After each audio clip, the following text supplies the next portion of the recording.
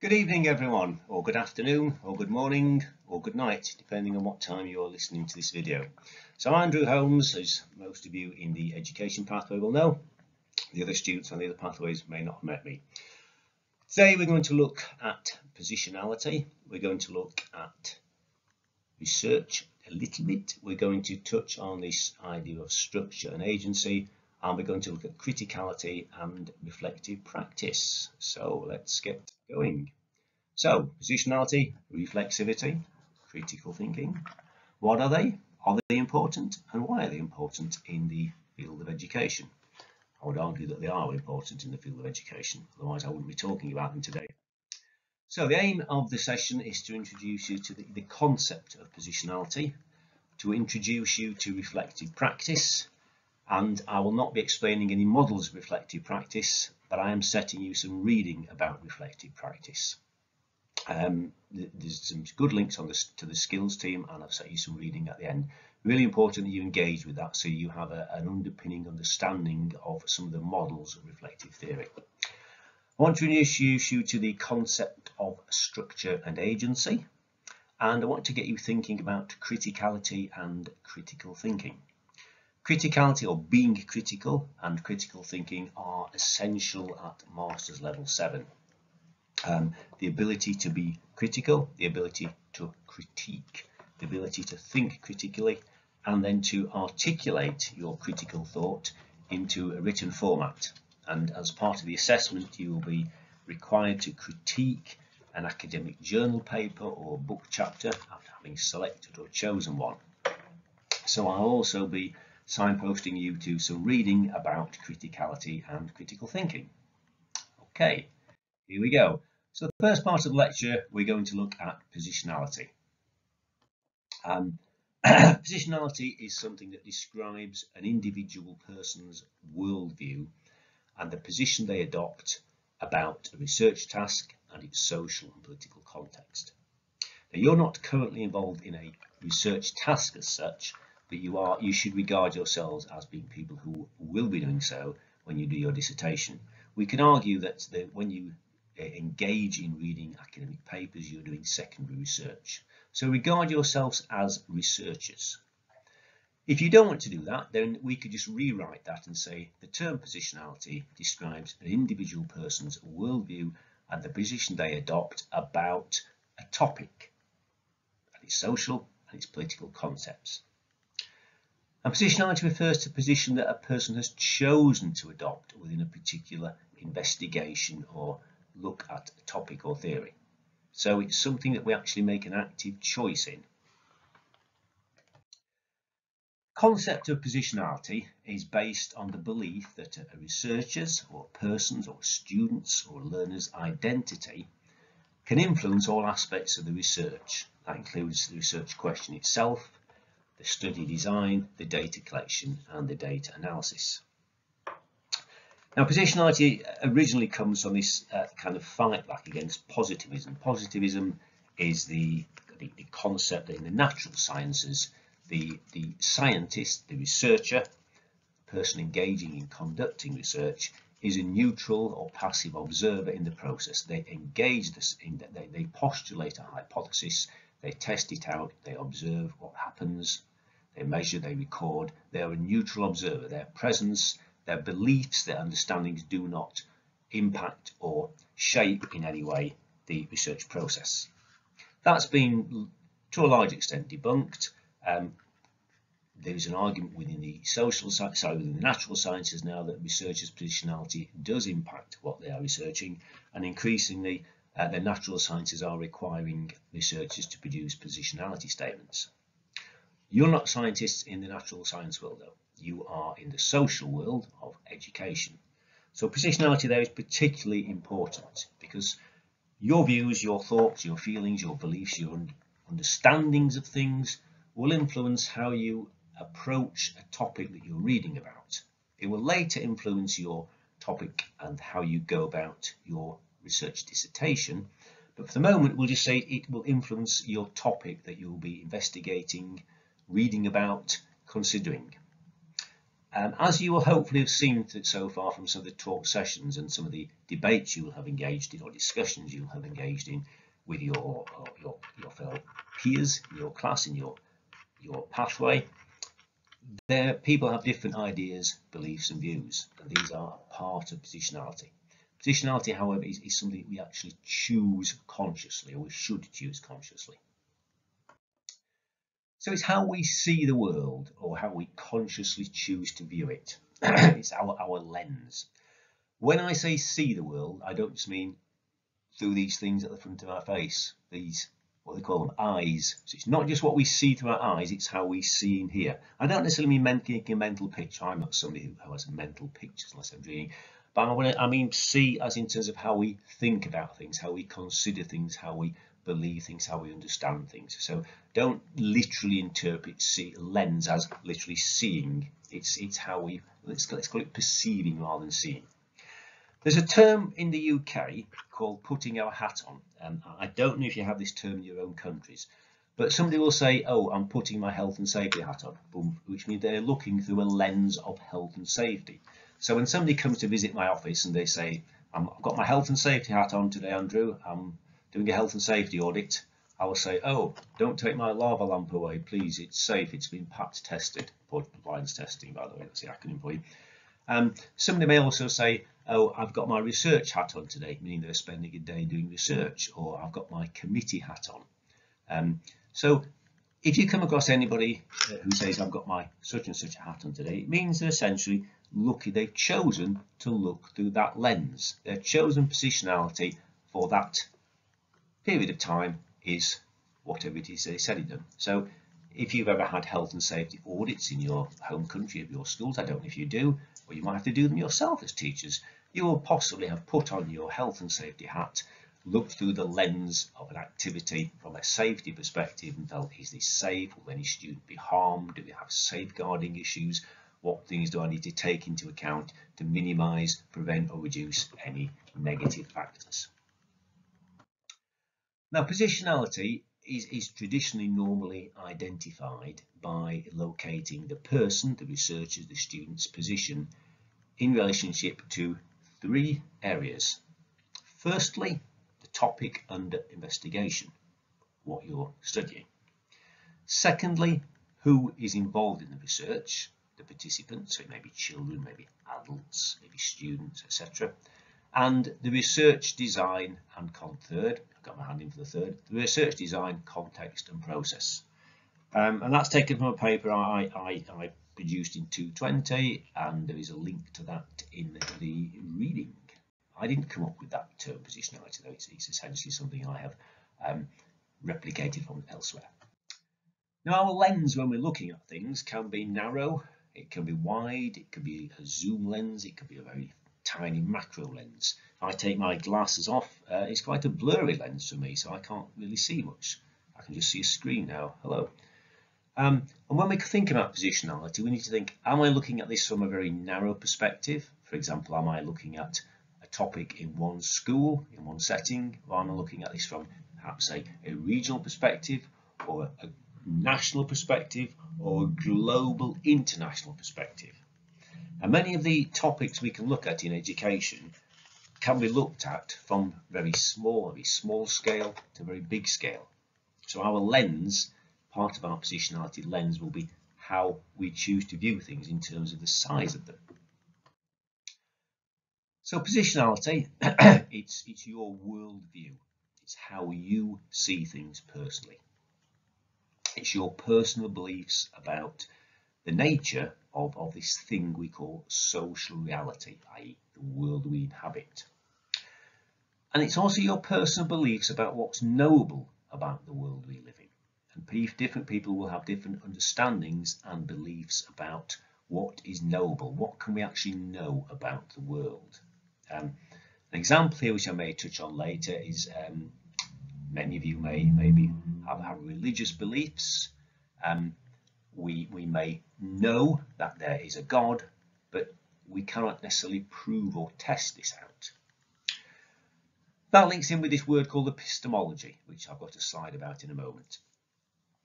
Positionality also links in with your assumptions about humans' nature and their actions, and your assumptions about personal agency. And we're going to look at the structure and agency debate shortly. And positionality, very important, is an active choice you can make. So you can decide to look at things from a particular position. So in your workshops, you may be asked by your workshop tutors, your lecturers, to adopt a certain position about a topic and to then debate or discuss it.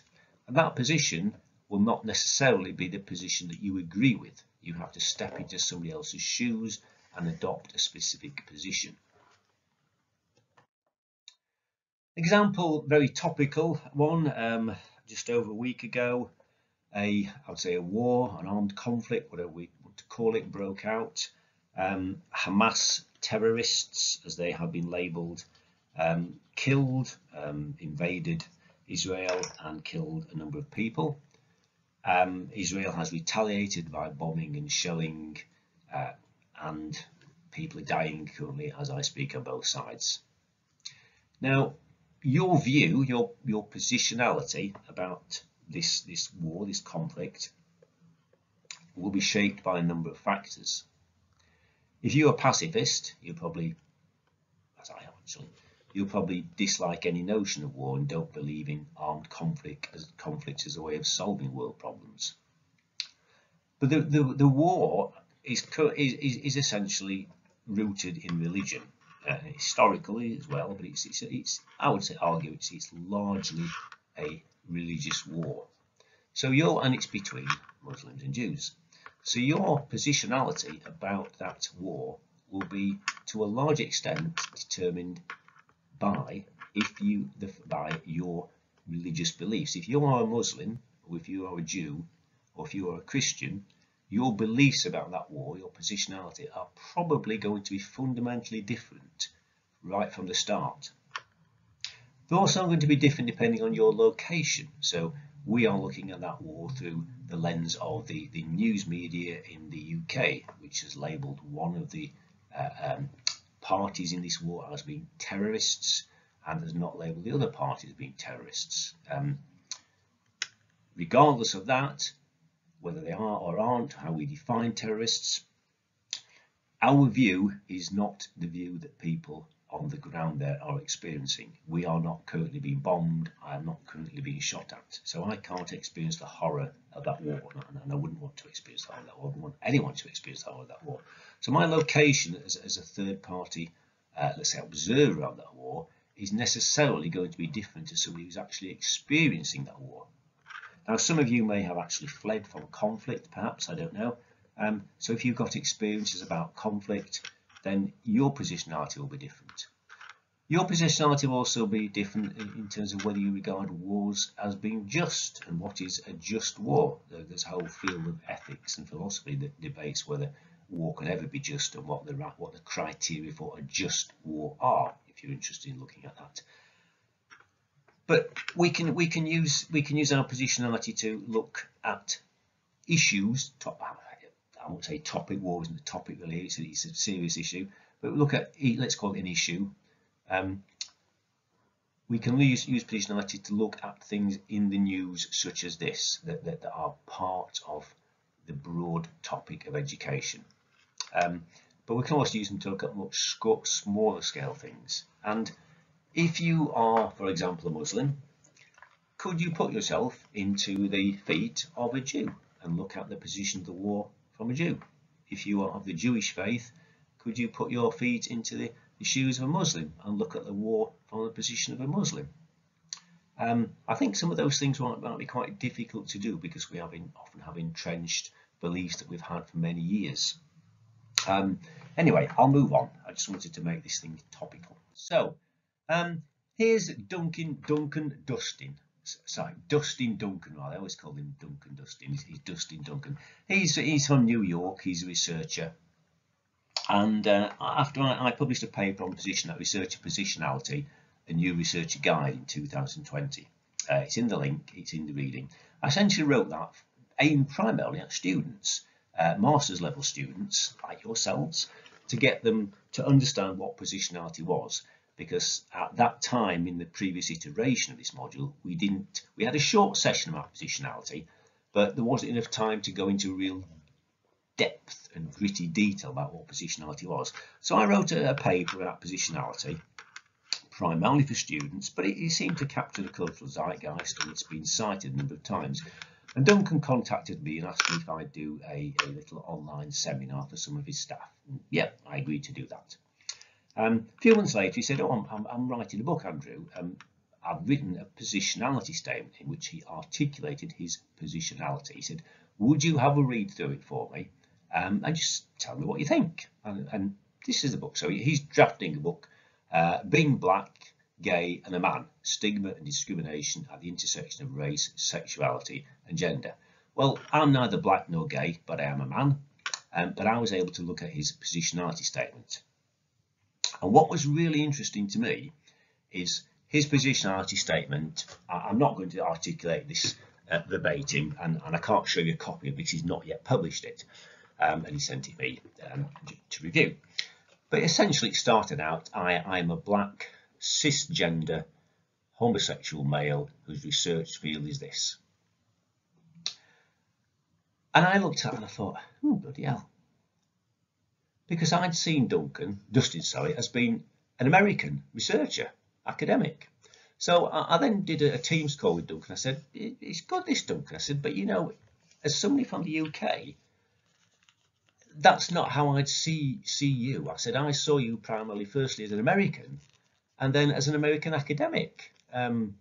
So you might want to think about, if your book's for an international audience, you see yourself primarily as a black homosexual male doing research in that area, or black gay male doing research in that area, whereas I saw you as an American male. So, and we then had a discussion about my own positionality had influenced what I saw from him. I'd kind of not, well, I'd always had seen him as black, but I'd not really kind of noticed the fact he was black. I'd more noticed he was American, because he got a very strong American accent when I'd spoken with him, and like me, he's a researcher and an academic. And I'd looked at his academic profile and his outputs, and I was quite impressed with the number of research papers he'd written. So I think this is just an example of how our own positionality, our own beliefs about ourselves can be quite different to how other people see us. He'd seen himself as a black, gay American male. A black, gay researcher, and I'd seen him as an American academic. Okay, next slide then. Then we have a link in here with this big word, epistemology. You can look it up if you want. There's lots of websites that explain what epistemology is. If you want a really good description and explanation, there's a book by Jonathan Grix, G-R-I-X, Sage Research Methods. I think it's called Introduction to Research. And that has a really good, nice articulation of what epistemology is. I will very quickly try to summarize it here. Epistemology is essentially a theory of knowledge. It's concerned with the individual mind's relation to reality. And it asks this question, how do we know things? How do we objectively know things? And can we even objectively know things? How do we know? And how do we know when we know things? Essentially, how do we know what we know? How do we know what we know? Is it real? Can we know what we know? How we know it? What's our personal reality? This links into topics of subjectivity and bias. And in research, we can, in the positivist scientific world, people say our research is unbiased. However, I think we all have to recognise that all research is in some way biased, informed or shaped by our positionality. And what positionality does is to make one aware of one's biases, or at least aware of our conscious biases, so we can then do something to either work with them or to mitigate them. Epistemology also links to what do we believe is knowable about the world. Now you might think that's a bit of a daft question. Well, we know what we know, we know how information is found out, but you can talk to different people and they have different beliefs about what is knowable about the world. I play badminton on Thursdays, and there's a guy there who doesn't believe in global warming due to carbon dioxide. He says because he can't believe there are that many carbon dioxide molecules I said, well, what do you mean? He said, well, there can't be that many carbon dioxide molecules. Where do they all come from? I said, well, they come from plants millions of years ago, thick coal that's been burned. And it wasn't worth getting into an argument, but he didn't believe in global warming because he couldn't believe there were millions of carbon molecules. So his belief about what's noble about the world kind of was just, well, I'll just ignore decades of scientific research. Well, not even engage with it. Anyway, that's epistemology in a nutshell. We're next going to move on to the exciting topic of critical thinking. This is really important at the master's level. So critical thinking is an ability to evaluate and construct, I would say, logical arguments, to identify and avoid ill-founded assumptions and assertions. So we want evidence for things, not just this happens, why? I believe in this, why do I believe that? What is the evidence for it? An approach based in logic, yet also independence of thought, and hopefully relates to maybe potentially advanced problem solving. So critical thinking, this ability to evaluate and construct coherent logical arguments, either verbally or written, to identify, as in spot, see, and avoid ill-founded assumptions and assertions. So we don't want opinions, we want clear evidence why something has been, why an argument is constructed, and something based in logic, independence of thought and problem solving. And criticality, as I said, is an essential part of master's level work. Barnett, cited in Dunn, suggests or argues that, here you notice I'm saying argues, I could have said suggests, I could have said states, I could have said articulates, I could have said clarified. I'm saying here that he argues. Does that relate to positionality? It's a subtle thing here, but by saying argues, I am suggesting that there may be an alternative argument. So I'm not saying that he defines it or that he states that it is, I'm saying that he argues it is. Anyway, he argues that criticality is the underlying purpose of education and educators, that is to develop the capacities to think critically. Not capacity, but capacities. To understand oneself and to act critically, thereby forming critical persons who are not subject to the world, but able to act autonomously and positively within it. I'm going to read that out again, and you should read it again. No, I'm not going to read it out again. I'm going to pause while you read that slide.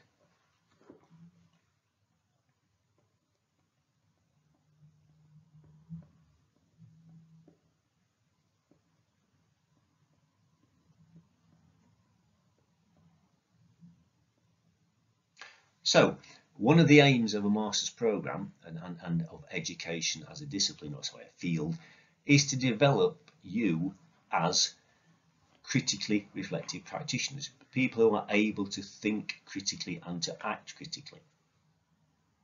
People who are not subjects of the world but are able to act autonomously. I've written about autonomy in some other papers. If you're interested in autonomy, I do actually make an argument that autonomy is one of the goals and aspirations of higher education as a whole, but is actually something that is incredibly difficult to assess because often people confuse autonomy with independent learning. And if we say that autonomy is one of the competencies or outcomes that we want to assess you against, as soon as we actually state that, then people's actions may not necessarily be autonomous actions, but they are actions that people are engaging in for an assessed purpose. We're next going to look at structure and agency. This is, those of you who've studied the social sciences before will be very familiar with this. If you haven't studied the social sciences before, you will not be familiar with it. It's essentially a polarized, I would say debate, a way of looking at things. So structure, on the one hand, argues that societal structures influence people, shape them, and limit their choices and opportunities. So people, the way we live, the social world we inhabit, the things we can do are influenced, shaped, determined, limited by the choices and opportunities available to people. And you may immediately here notice a link to what we discussed last week about, or sorry, the week before, about neoliberalism and about equity and fairness. Agency, on the other hand, relates to the capacity of individuals to have the power to act independently and to make their own free choices and have the resources to make a free choice. So, structural agency, you can look at it in my high-tech diagram here, involving 2 hours. On the one hand, we have structure, on the other hand, we have agency. And we can use structure and agency as a lens to look at things, a way of looking at things. Are things primarily determined by structure? Are they primarily determined by agency? Or somewhere in between? And what shapes an individual person's character, their understandings, their beliefs, whether they choose to accept or believe something or not believe it, and whether they feel responsible for something or not responsible for something, will relate to, or can be related to, structure and agency. So we could refer back to the war I was mentioning a few minutes ago. Somebody's acceptance of whether they are in some way responsible for that may relate to whether they believe that war is down to a structural position or whether it's down to individual agency. Do people have choice to do something or not to do something? I'll pause here for a second to let that sink in. I'm wary that I sometimes can be tempted when I'm recording videos to rush through them a little bit, so I'll slow down a bit. Structuralism sees the individual person's actions as being influenced or controlled or determined by bigger, larger social structures. It suggests or argues or posits that we have little free will, that our actions and our capacity to do things are largely predetermined by existing social structures. So, for example, it would suggest that a person's class may or will influence their educational attainment. Structuralists will see broader social structures as being primarily responsible for shaping individual character, such as the amount of equality in society, the access different groups have to a good education, a good wage, a fulfilling and satisfying lifestyle, whatever a satisfying lifestyle is.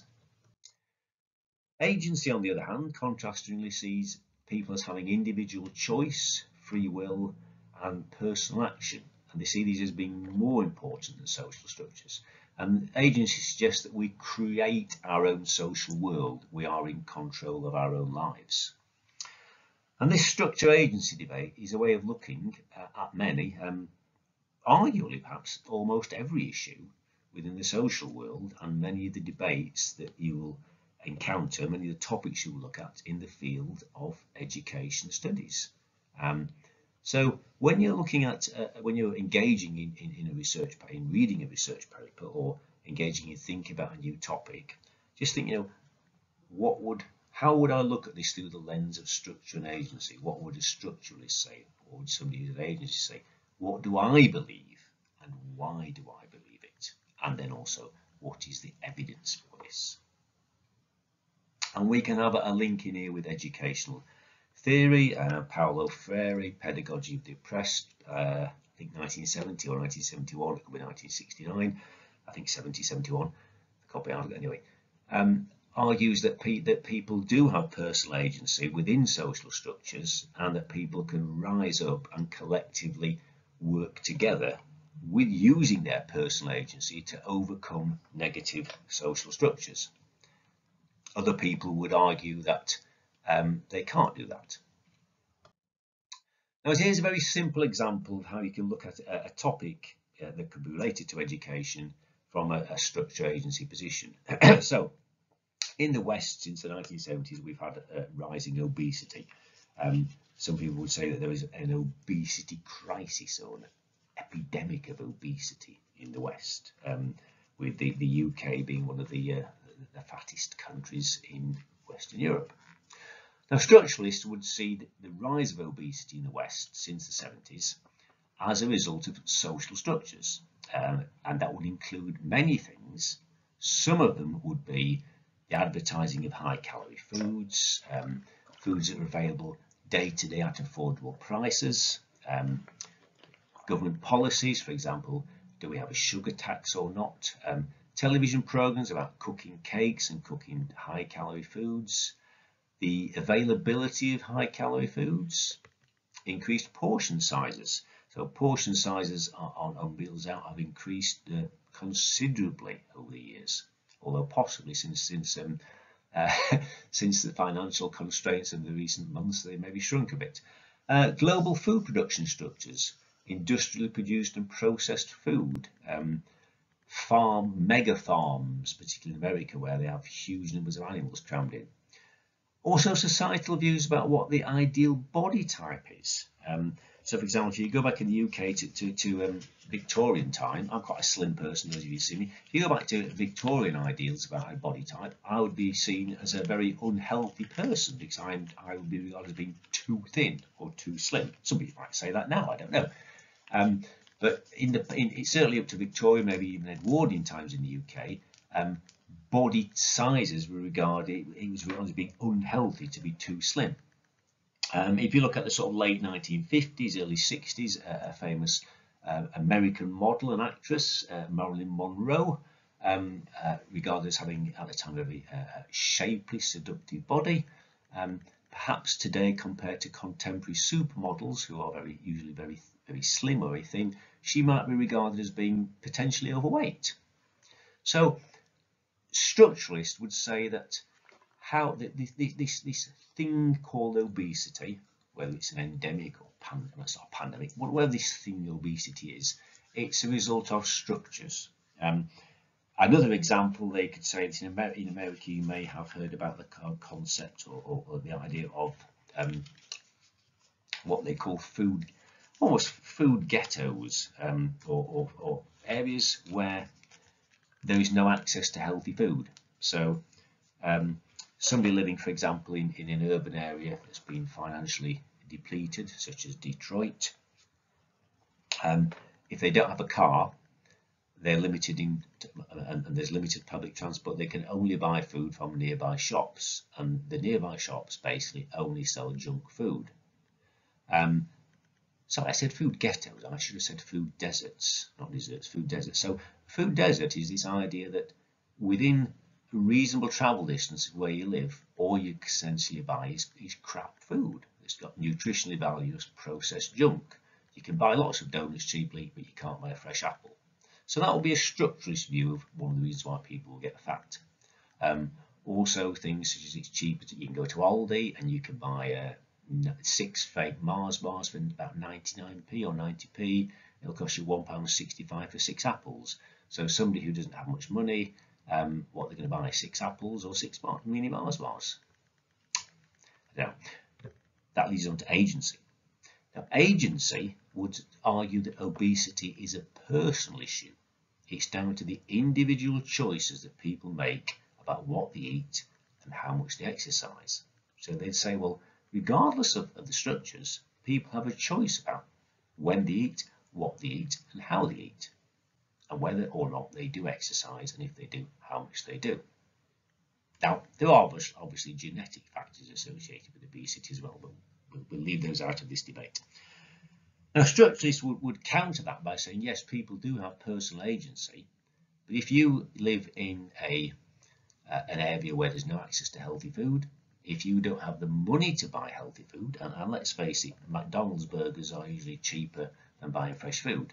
If you don't have the financial capital to be able to buy healthy food, then you're probably not going to be able to eat too healthily, and you may become overweight. So structure and agency gives us a way of looking at a number of issues or debates in education, and this was just an example.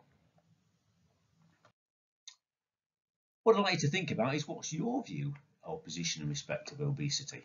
Are you more inclined to a structural view or more down to an agency view? It might depend if you are perhaps overweight yourself. I don't know. might depend on your understandings about what is overweight.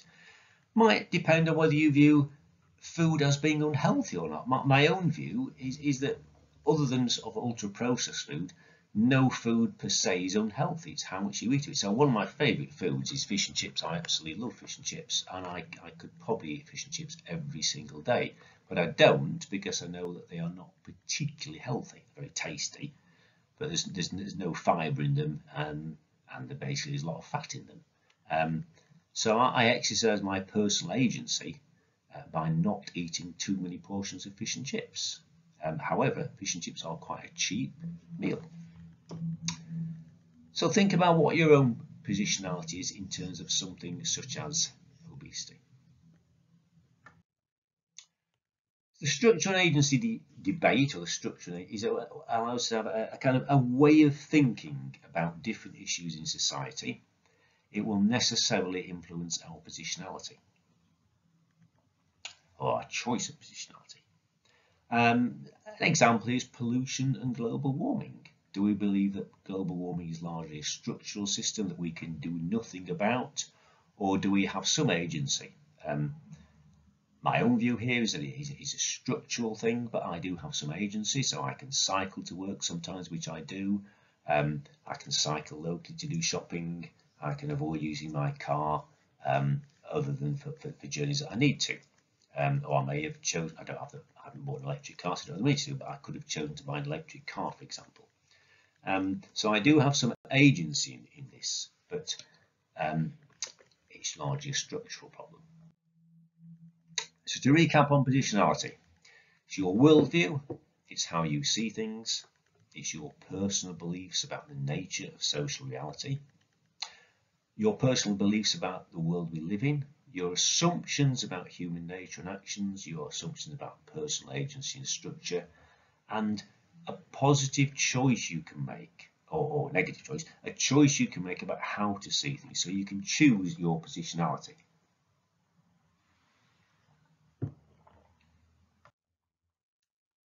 And there is no answer here. So if you're looking for what is the answer, Andrew, I'm afraid there is not. There's not one rather. Many issues can be looked at from very small ones to very big ones to massive ones from different positions, and each person's positionality is going to be different. And what we try to do in the field of education is look at things from a critical perspective, acknowledging our own biases, our positionality, and then look for the evidence to see how we can try and resolve some of society's issues and problems through a process of education. Now, positionality isn't fixed. It changes over time. As well as actually as having a choice in it, if we have say, well, my positionality is this, it changes over time. So we might regard pollution of the environment as being a structural issue, for example, in which we've got little personal agency. At the same time, we regard obesity as down purely to personal agency, or vice versa. And people tend to become more small c conservative as they get older as well.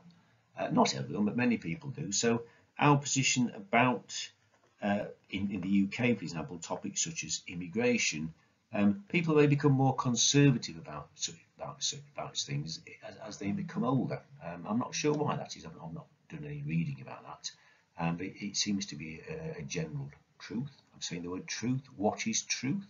Have I suggested any evidence for this? No, I haven't. So you should call me out and say, Andrew, what is your evidence for this? You've just asserted that people get more conservative as they get older.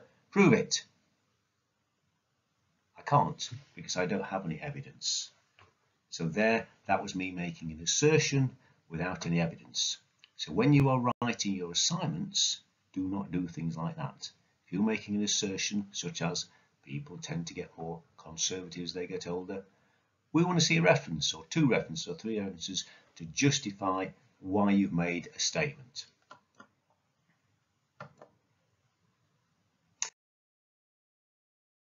Now, positionality can and will possibly might be affected by these things and many more.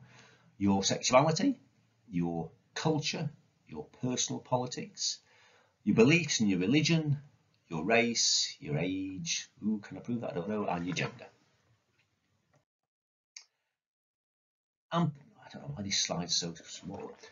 Positionality also includes a recognition that we are all biased. Ooh, yes, we're biased. We are biased. And we have both conscious bias, biases that we're aware of, that we know about. I am biased. And unconscious bias, things that we're unknown unknowns, things that we don't know we are biased about.